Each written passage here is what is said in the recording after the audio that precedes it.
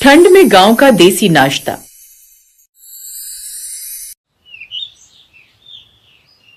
पालमपुर गांव की वो सुबह थी जब ठंड हड्डियों तक उतर आती है। कोहरा ऐसा घना कि सामने खड़ा आदमी भी धुंधला दिखाई दे। उसी गांव में एक घर था धनिया का। मुर्गे की बांग के साथ ही धनिया की नींद खुल गई। अरे राम राम राम, इतनी ठंड लगता है आज फिर पाला पड़ा है। क्या हालत होगी मेरी इस ठंड में। फिर जैसे तैसे वह रसोई की ओर जाती है, जहां मिट्टी का चूल्हा, पास में रखी लकड़ियां और कोने में टंगी लोहे की कढ़ाई, सब जैसे सर्दी में भी उसकी राह देख रहे हो। ये सब मुझे ऐसे देख रहे जैसे ये बस मेरी राह देख रहे हो। पता नहीं भगवान ने ये पेट क्यों बनाए। ना तो ये पेट होता, ना भूख लगती हमें, ना इतनी ठंड में हमें काम करना पड़ता। वो ये सब बातें सोच ही रही थी कि तभी अंदर कमरे से उसकी सास की कुड़कुड़ाती आवाज आई। बहू उठ गई का? आज तो बहुत ठंड है, देसी नाश्ता बना दे, शरीर में गर्मी आ जाएगी। हाँ माँ जी, आज बाजरे की रोटी, सरसों का साग और गुड़ की चाय बनाऊंगी। अरे वाह वाह, क्या नाम ले लिया तूने बहू। अब तो जी चाह रहा है अभी क्या भी खा लूं। अब सब्र ना होता, जल्दी जल्दी बना दे। और सुन, साथ में लहसुन अदरक की चटनी भी मिल जाए तो और भी मजा आ जाए। ठंड में गांव का देसी नाश्ता नहीं किया तो क्या किया? पर माँ जी, पिछले साल जब मौसी की बहू आई थी शहर से तो उन्हें तो ये सब अच्छा ना लगा था। अरे अब शहर वाले क्या जाने इसका स्वाद। उन मुंह की जिंदगी तो मोमोज और बर्गर तक ही सीमित है। अच्छा सुन बहू, मेरे लिए तो तू 4-5 रोटी बनाइयो। हैं? अम्मा 4-5 रोटी खा लोगी क्या? अरे मारे खाने को तू नजर ना लगा समझी। एक तो वैसे ही आजकल कमजोरी होती जा रही है। ये बात सुनकर अंदर बैठी धनिया हंसने लगती है। फिर धनिया ने चूल्हे में आग सुलगाई, लकड़ी चटकने लगी, जैसे ठंड से जमी उंगलियों को गर्मी मिल रही हो। उसने बाजरे का आटा गूंथा। ठंडे पानी से आटा गूंथते हुए उसके हाथ सुन्न हो गए। दैया रे दैया, पानी इतना ठंडा है कि हाथ में तो जैसे करंट दौड़ गया। धनिया ठंड में कपकपाती हुई आटा गूंथती है। तभी उसका बेटा गुड्डू दौड़ता हुआ आया। माँ, आज स्कूल मत भेजना, ठंड बहुत है। अरे देसी नाश्ता खा ले, सारी ठंड भाग जाएगी। और नहीं जाना तो रहने दे, लेकिन कल जाकर स्कूल का काम पूरा कर लियो। माँ, आज तो ठंड के मारे हाथ जमते जा रहे हैं। माँ, मेरा दोस्त है ना सूरज, उसके मामा का बेटा आया था शहर से। वो बोल रहा था कि वो लोग नाश्ते में बस ब्रेड बटर, ऑमलेट ब्रेड यही सब खाते हैं। लेकिन जब उसने अपने गांव में पहली बार बाजरे की रोटी सरसों के साथ खाई ना, तो उसका तो जैसे स्वाद ही बदल गया।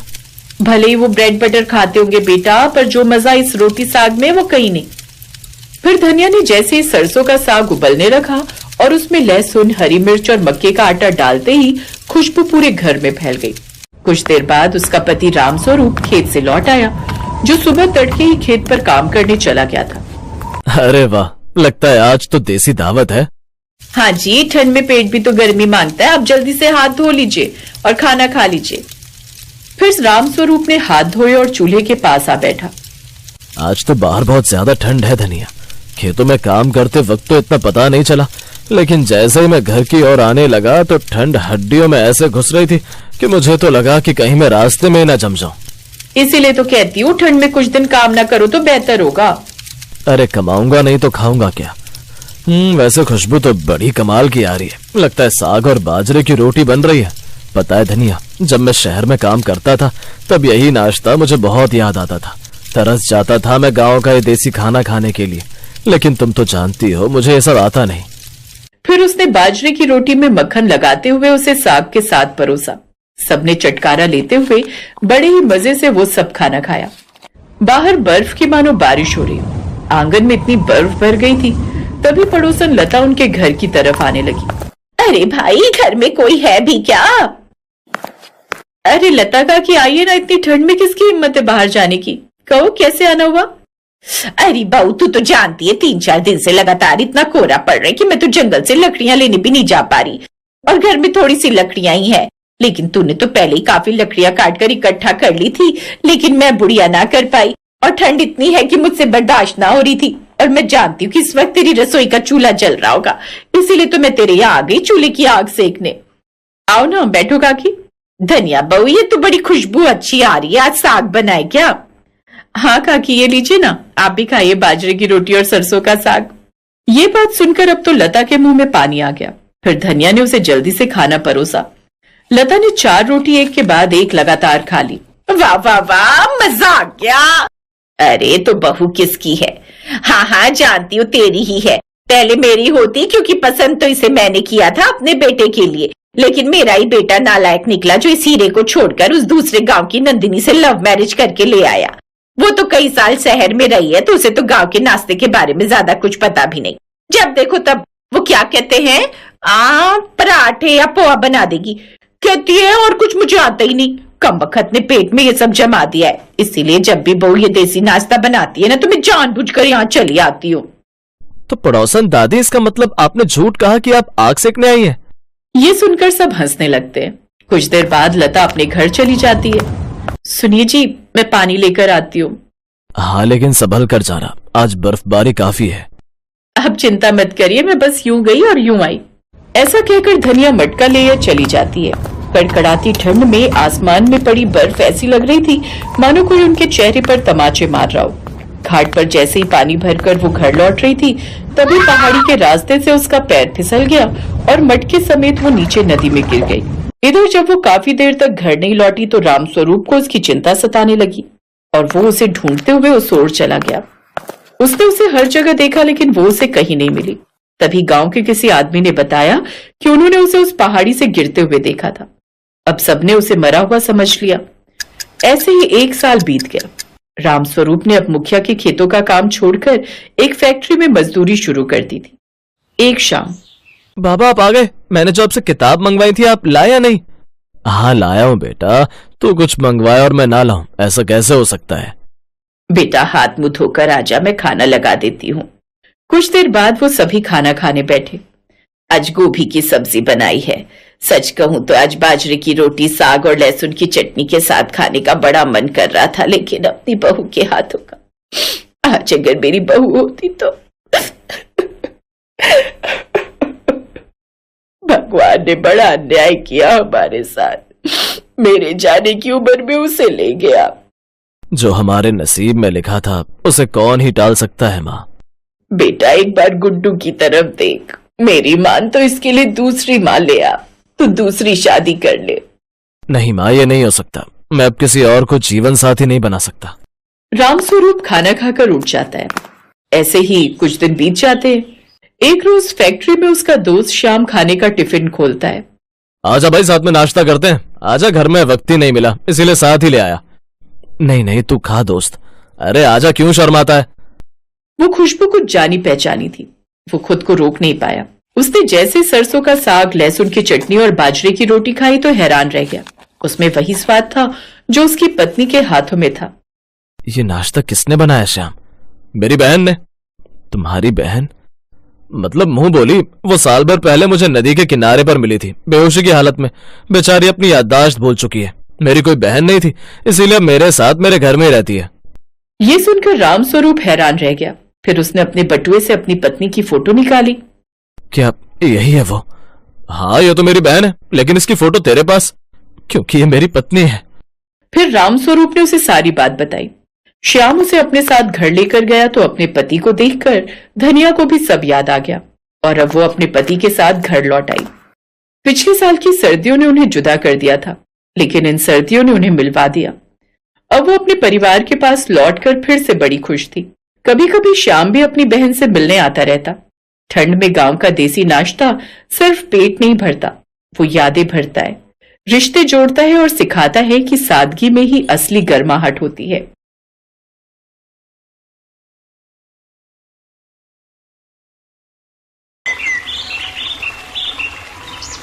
नंदिनी बहुत ही समझदार औरत थी जो हमेशा अपने परिवार को अच्छी बातें सिखाया करती, लेकिन आज वो और दिन से भी ज्यादा खुश थी। और खुश होती भी क्यों ना, उसने अपने इकलौते बेटे अतुल की शादी गांव की लड़की काजल से जो करवा दी थी।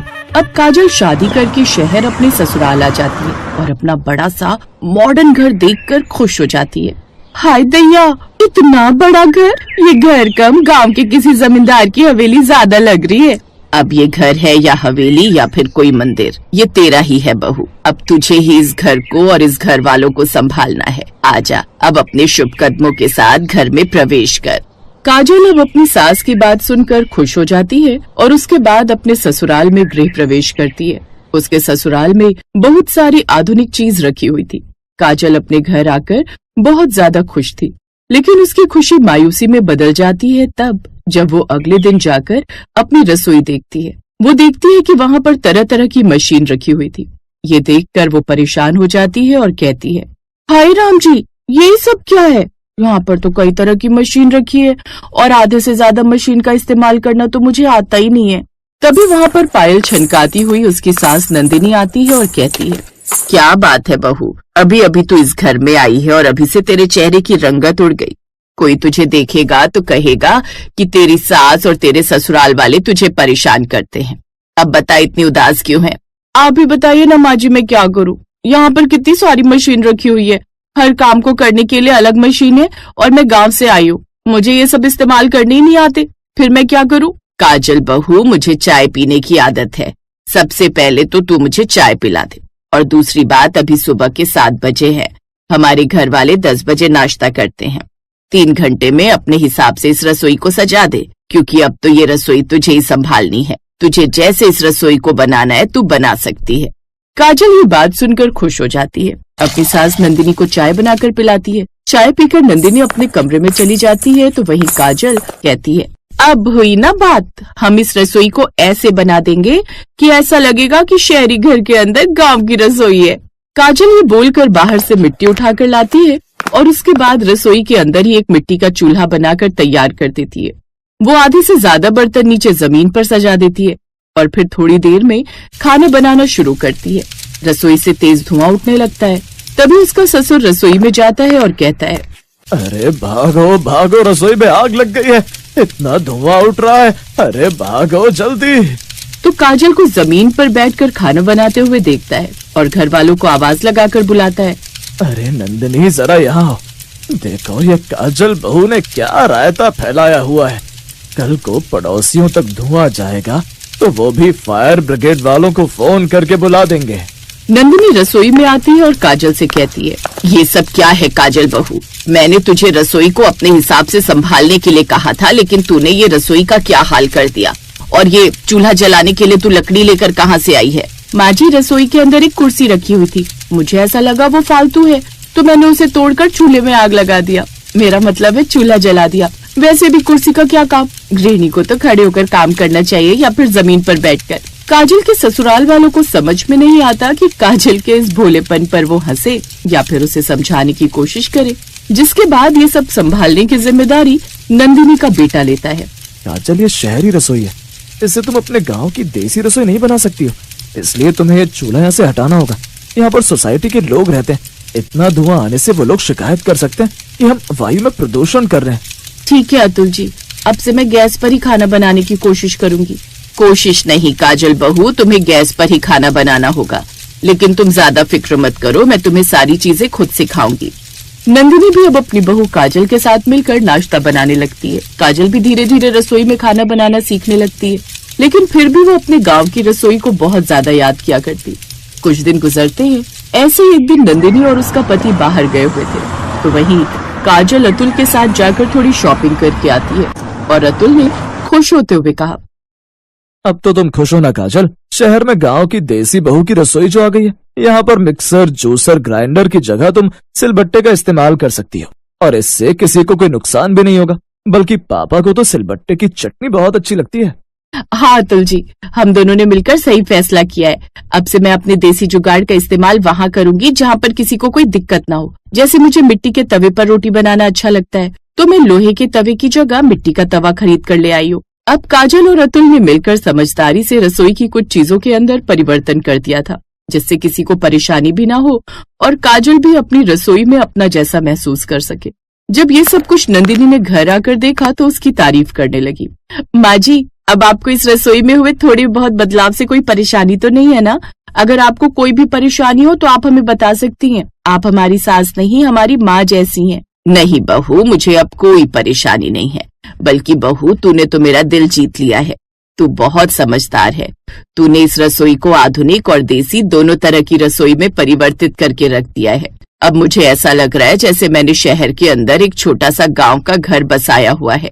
बहुत अच्छा किया तुम। हाँ काजल बेटा, मेरा आशीर्वाद अब हमेशा तुम्हारे साथ है। मुझे तो सिलबट्टे वाली चटनी बहुत पसंद है। लेकिन तुम्हारी सास को वो बनाने में बहुत आलस आता है। अब तो मैं तुमसे रोज सिलबट्टे पर चटनी पिसवाया करूंगा और कोई बहाना नहीं चलेगा, ठीक है ना? आप बिल्कुल भी फिक्र मत कीजिए ससुर जी, मैंने अपनी मिट्टी का चूल्हा उठाकर छत पर रख दिया है। हम कभी कभी छत पर बैठकर भी देसी खाना बना सकते हैं। उससे किसी को धुआं भी नहीं जाएगा और परेशानी भी नहीं होगी। वैसे भी जब लोग डिजायर करते हैं तभी तो धुआं होता है। अरे पागल लड़की, वो बोनफायर होता है, डिजायर नहीं। वैसे हाँ, तुम ठीक कह रही हो। कभी कभी हमारा सारा परिवार साथ में बैठकर छत पर खाना बना और खा सकता है। इससे किसी को परेशानी भी नहीं होगी और हमें ऐसा लगेगा कि जैसे हम छत पर पिकनिक मनाने के लिए आए हैं। जी आप समझ गए ना, ऐसा ही समझदार पति चाहिए था हमको। काजल की इस भोली सी बात को सुनकर उसके ससुराल वाले जोर जोर से हंसने लगते हैं और इस तरह गांव की देसी बहू अपनी देसी रसोई में छोटे छोटे बदलाव करती रहती है और अपने शहरी ससुराल में एडजस्ट करके खुशी खुशी रहने लगती है। Best buddies. Hello friends, thanks for watching this video. अगर आपको ये वीडियो पसंद आया है तो प्लीज लाइक, सब्सक्राइब, कमेंट्स करें इस वीडियो पर और हाँ, शेयर करना भी ना भूलें। और भी मजेदार वीडियो देखने के लिए नीचे दिए गए बेल आइकॉन को दबाएं। देखते रहिए बेस्ट बडीज।